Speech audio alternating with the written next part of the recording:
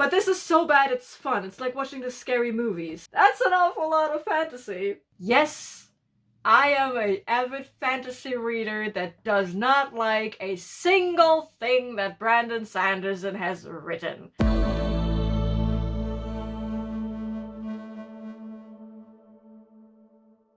Hi! Hey! Hi! It's me, your voice, and I read a lot of big books. So I blatantly stole this idea from Kirsty from K-Beth Bookish, because I thought it would be fun to just go through all of my books and see what the page count looks like. I apologize so much for the noise you might be able to hear in the background. My neighbors are at it again. I hate this place. So I went through all of my books, my unread books, mind you, and picked out every single one that is over 500 pages. It's a scary stack of books. I can't lift it. I can't. And because I'm an overachiever, I also sorted them from little page count to big page count. Except 5 books. I will get to that in a second. So yeah, in today's video, we will go through every book that is over 500 pages on my TBR. Cool. Let's start with the outliers that I didn't actually sort into this giant row of books that I have right here out of frame. Simply because these are the only ones that are, like, they belong into the same, like, series, and I just have them.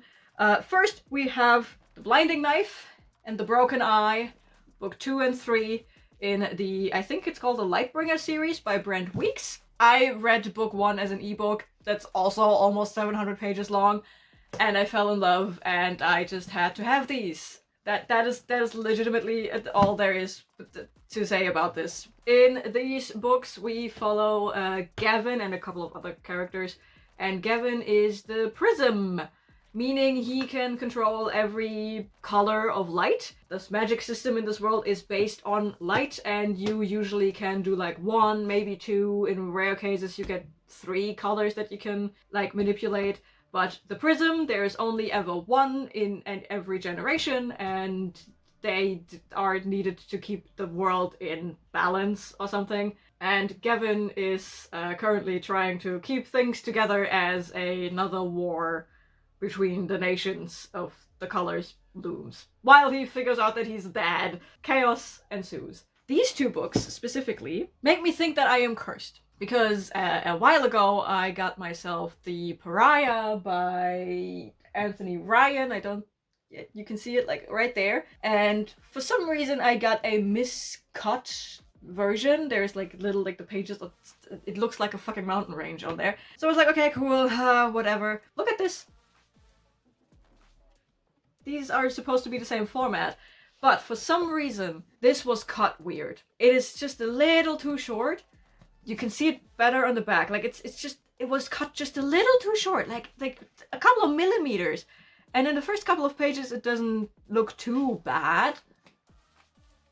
Doesn't look too far away, like too bad. But then you get to like the pages in the back, and the text is just slowly creeping towards the edge of the page. Why me?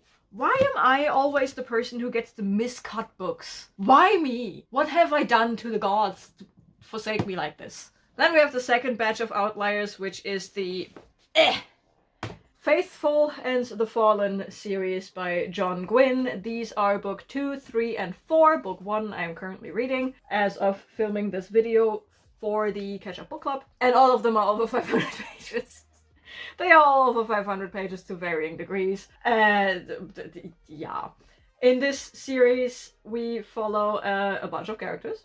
And 2 of them are chosen ones. One of them is chosen for the dark, one of them is chosen for the light, and judging by this premise, I'd say they go to war. That is all I know about this. This is John Gwynne, so book 1 is literally just who are these characters and how do they act around each other and with each other. Very slow. Book 1 is a reread for me. I read the German version eons ago. The German version of book 1 is 826 pages long, so these are high fantasy chonkers, you know? So these are the outliers I can actually lift. This is only a fraction of what's to come.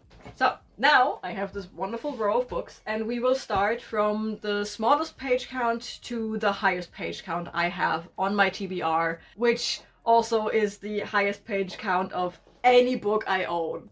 Like, the biggest book I own is yet to be read, and the fact that it is this big is part of why I still haven't read it yet. We start our journey through my big book collection with Silver Under Nightfall by Rin Chupeco, with just about 500 pages. This has 503 pages, so we really start at the bottom.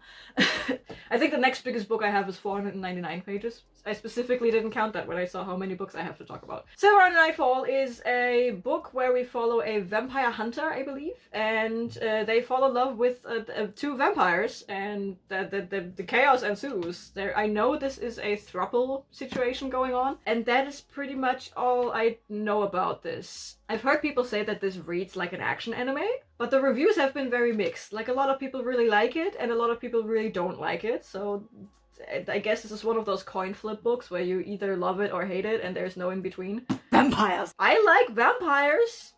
And I like me a good executed polycule. So all signs point at me liking this. Just gotta read it to figure that out. Hot on the heels of that book comes Velocity Weapon by Megan E. O'Keefe, with 505 pages. Mind you, I don't count any extra bits. I don't even count the acknowledgements or glossary. I literally count the last page that has the prose of the book on it as the cutoff point. In Velocity Weapon, we follow a soldier. I think she's a soldier, and she is fighting in a war, and then she gets hurt, and she gets put into like a ambu bot situation and is in cryostasis, and then she wakes up and she is ready to go back into battle, only to be informed that the battle is over. The war has ended about 300 years ago. Tough luck! And on top of that, she's also stranded on a battleship of the enemy. The ship is abandoned, so she has to deal only with the ship, and it's apparently very sassy AI. Have fun, I guess. This book is described as a good entry into sci-fi, like space sci-fi for fantasy readers. Apparently this reads like a good action-packed fantasy, and we all know I'm here for that. And if we don't know, we will learn. Then we make a little jump to 536 pages with Ascendant, book 1 of the Song of Chaos books by Michael R. Miller. This is a self-published, e-published thing. It is... A lot of people are talking about this at the moment in the fantasy sphere. I don't know a lot about it.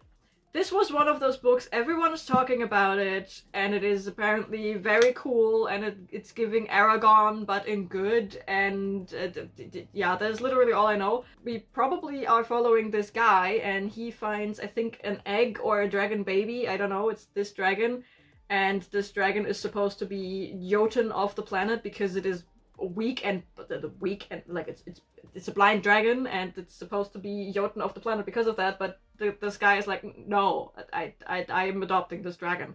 And they become friends, and then I don't know, it's a dragon fantasy, they probably go to war. It's literally all I know about this, that it's a guy who befriends a blind dragon who is not supposed to be kept alive, and everyone loves this series. With 543 pages, we have a returning offender, City of Dusk. If you have been around my channel for a hot second, namely a year, you will ask the question, why is this on my TBR? Well, because this book gave me a headache. This book has been with me for quite a while, and I just never got around to actually finishing it, so I soft DNF'd it. But not in a way that I don't want to return to it, but in a way that tells me that I have to restart the book. I have to start at page 1 with this, simply because there has been too much time between me starting this book and me trying to finish it. This book is so dense with world building in the beginning, and there are so many characters that are thrown into your face. You need a brain cell to read this, or at least the first 100 to 200 pages of this.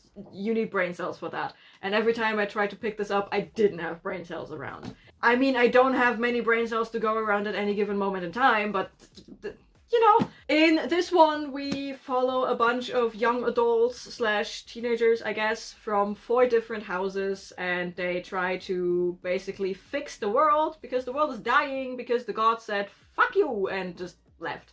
They are now behind this barrier, and they try to break the barrier down, or other people are trying to break the barrier down, and the world is basically dying. It's a very dark, almost dystopian fantasy.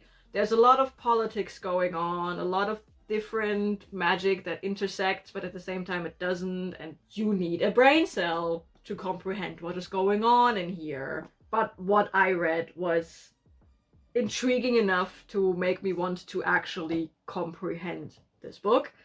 It's just very thick, the text is very small, and it is a very dense read. Clocking in at 540 pages, we have The City of Lost Fortune by Brian Camp, which is a urban fantasy set in New Orleans, I believe after Katrina hit, and magic is doing weird things because of that, and the shit happens. I don't know a lot about this. I saw this cover and I read the blurb.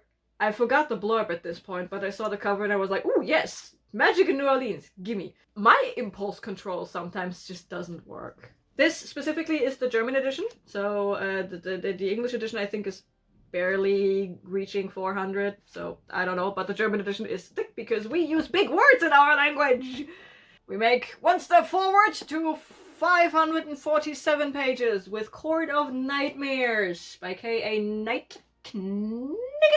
This is a vampire monster romance with polyamory and dark fantasy aspects and stuff. I don't know. This is another one where the cover worked in conjunction with many people saying what kind of crack is in here that it is so good. And me loving a good monster romance and or polycule situation. So I went with this. This book is so heavy. But yeah, that is all I know about this. Yeah, I think book 3 just came out. I don't know. I fell in love with this cover, man. I'm very easily persuaded to get a book. Vampires! Speaking of being easily persuaded to get myself a book, for very similar reasons, I got myself Empire of Silence by Christopher. I will not try to pronounce that last name, it looks Italian. This one has 578 pages without glossary and shit. And it's the first book in the Sun Eater series. I think there are 5 or 6 books of this. And again, a lot of people say there is some sort of addictive drug in here, and it is that good. Although I also have heard a couple of people say it's overhyped. I don't know. I don't know. I just know we follow a guy. I think his name is Hadrian. Yes, Hadrian Marlowe, and he killed a whole entire solar system. And this is his story.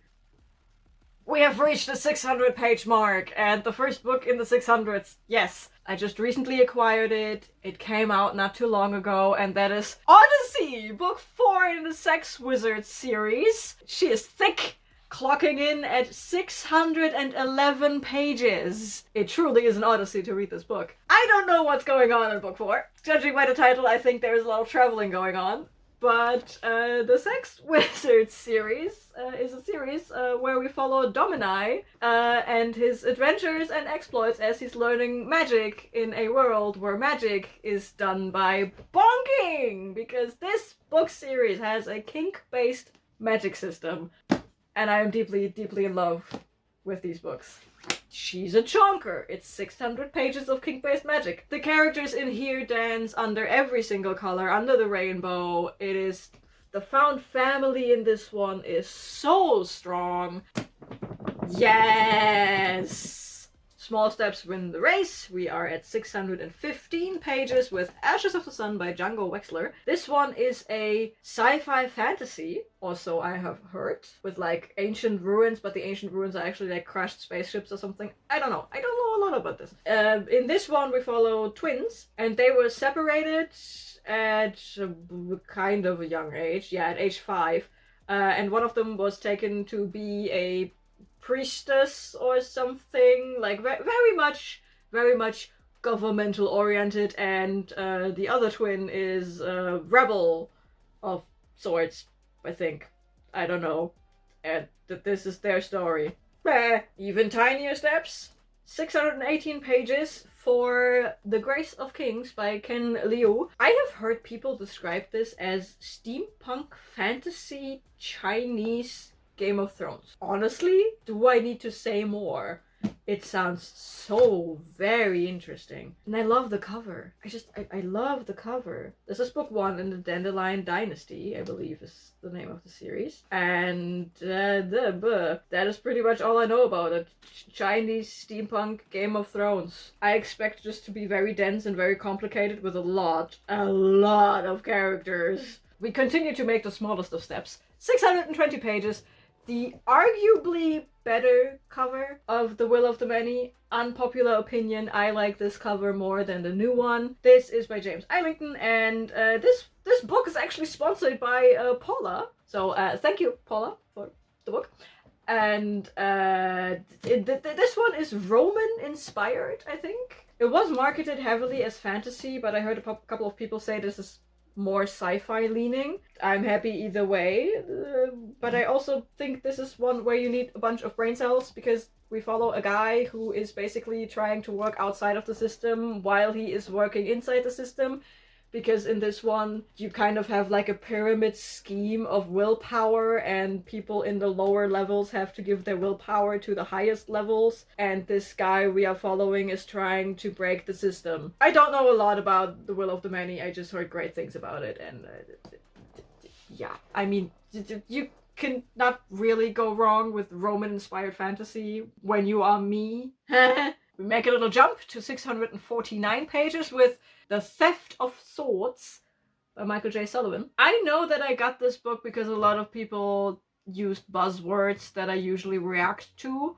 Can I remember these buzzwords? No. I have no idea what this book is about. I think it's about a group of people who steal things, and they are hired to steal something very important, and then everything goes to shit. I could be wrong, but I think they are stealing a very important sword. We make another large step to 679 with The Beauty of Darkness. This was supposed to be on my latest December TBR so that I could finish a trilogy in a single year, because this is book 3 in the Remnant Chronicles, which is a fantasy romance that somehow manages to hit the perfect balance between the fantasy and the romance aspects. I also love the trilogy for its floppiness. We love us a good flop. In this one, we follow a princess, and in the first book, she runs away from being married off, and she just tries to live her best life in a tavern, but an assassin is sent after her to kill the princess to start a war, and at the same time, the prince she was supposed to marry is also looking for her because he wants to know why she dumped a man she has never met before. And lo and behold, she kind of gets the feelings for both of them, and because we don't get the concept of a polycule, we of course have to choose one of them, the prince or the assassin, and the chaos ensues from there. Yay. With 685 pages, we have The Ruin of Kings. This one, I remember why I picked up this one. I was looking for stories where the gods play an active role, and this book came up a bunch of times. And that is all I know about this book, that there are gods in here and that they do things. I think this is also about like just a random guy who discovers that he's actually like of royal descent, and he suddenly has to be like prince or king or whatever. Something very important. Maybe he's fucking shit up. I don't know. Maybe we have a Troy situation where we have a lost prince coming home, and then he makes a decision, and then the gods are angry, and then it is war because a princess was kidnapped. I don't know. I guess some kings are ruined in this one. We now make a big leap forward into the 700s and beyond with 729 pages, The Thousand Deaths of Ardor Ben, the first book in the Grit trilogy? Kingdom of Grit. Kingdom of Grit trilogy. I don't even know why I picked this up. I saw the cover and I read the title, and I think it reminded me of The Lies of Locke Lamore, and I was like, yeah, sure, I like The Lies of Locke Lamore, let's go for it. And then I bought this book, and now I have this book, and this is very thick, and yeah. I could be wrong, but I think we follow Ardor Ben, and given that he dies 1,000 times, he is either Prometheus, or he's really good at pretending to be someone else, and therefore a very good con man. And now we come to not only the biggest books in my whole collection, but also to my most hated authors. First, we have the second book in the Mistborn trilogy by Brandon Sanderson. If you know me, you know the levels of hate that I have for Brandon Sanderson. Yes, I am an avid fantasy reader that does not like a single thing that Brandon Sanderson has written. I only ever picked up Brandon Sanderson originally because I am a huge Flintlock fantasy fan, and there are only a handful of books out there, Mistborn Era 2 being one of them. And I am a completionist, so I said I'm not only picking up the second trilogy in this massive cinematic universe that this person is creating, I want to know where we are coming from, so I picked up the first Mistborn book and I read it and I thought it was so unnecessarily long. But at that point I already had book 2 in my possession. This book, in the German edition, clocks in at 988 pages. There has to be a very specific reason for me to pick this up. I am not ready to throw it out because the first Mistborn book wasn't as bad as The Way of Kings. But me picking up this book, when that happens, either I got paid a lot of money or something else has happened. But when you see me pick up this book to actually read it, something has happened. And this last book, I love to hate this author. I love to hate this book series. I love to hate the TV show that came out of it. This book clocks in at 1,374 pages. And that is The Stone of Tears by Terry Goodkin, the second book in the Sword of Truth series. This book is so big. They actually used like the Bible paper to make this book work, which is why this chunk of a book is so floppy. And the best part is, this is so quintessentially fantasy. Yet Terry Goodkin, until the day he died, has said that he does not write fantasy books. There are 11 books of this size in this series.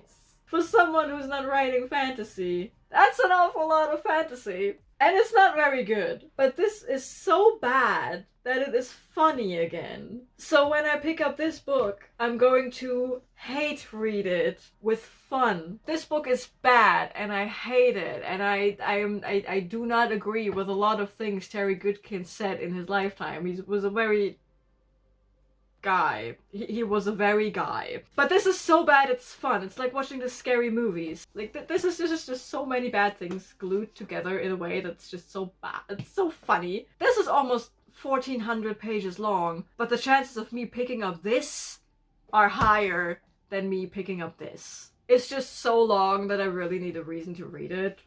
Because this is like a project. Reading this is a project. I don't know how I managed to read 400 pages at once of book 1, but I just sat down and read 400 pages just to finish it. This is the biggest book I own. By far. And there you have it, my collection of really big books. They don't lie. And I'm looking forward to a lot of these, and the fact that a bunch of these, most of these, are series starters kind of scares me, because usually the books in the series go up in page number and not down. But that also means I have just a bunch of stuff to read, right? But yeah, those are my big books. If you made it this far, leave a book stack emoji in the comments if you don't have anything to say, and I will see you in the next video. Bye!